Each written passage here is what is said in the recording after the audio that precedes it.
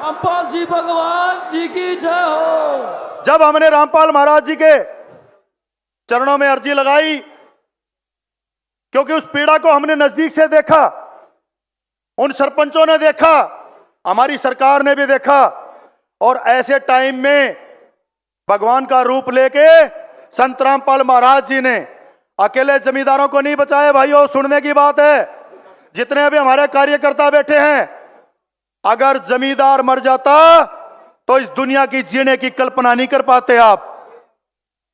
साथियों, जमींदारों को बचाना गरीब को बचाना है, जमींदारों को बचाना आम जन को बचाना है।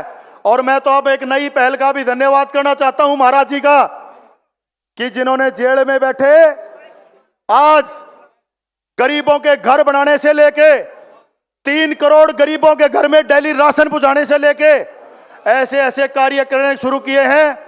कुछ लोगों ने मेरे से बात की, कल कोई पत्रकार मेरे से पूछ रहा था कि भाई फलाने महाराज जी जेल में है, फलाने महाराज जी जेल में है, फलाना किस काम में है, तो आप कैसे देखते हैं? मैं तो एक ही रूप में देखता हूं कि जो इस जनता की सेवा करना जानता है और जो जन सेवक के रूप में आया है और गरीबों का मसीहा, किसानों का मसीहा बन के आया है, उसका नाम संत रामपाल महाराज है।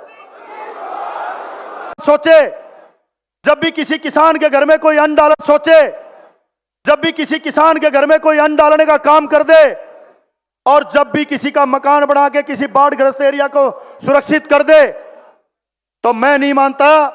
कुछ लोग कहते हैं भाई संत रामपाल महाराज जी को भगवान का रूप कहते हैं। आज हमारा बच्चा कोई देश का मेडल लेके आता है, आज हमारा किसान जो बहुत बड़ी फैक्ट्रियों को कामयाब करते हैं, अपनी फसलें हमारे लिए पैदा करते हैं, क्या हम अपने किसान को अन्नदाता नहीं कहते क्या? अगर हम अब किसान को अन्नदाता कहते हैं तो एक समाज सेवक और सेवा करने वाले को भगवान का रूप कहने में भी कोई गुरेज नहीं होना चाहिए।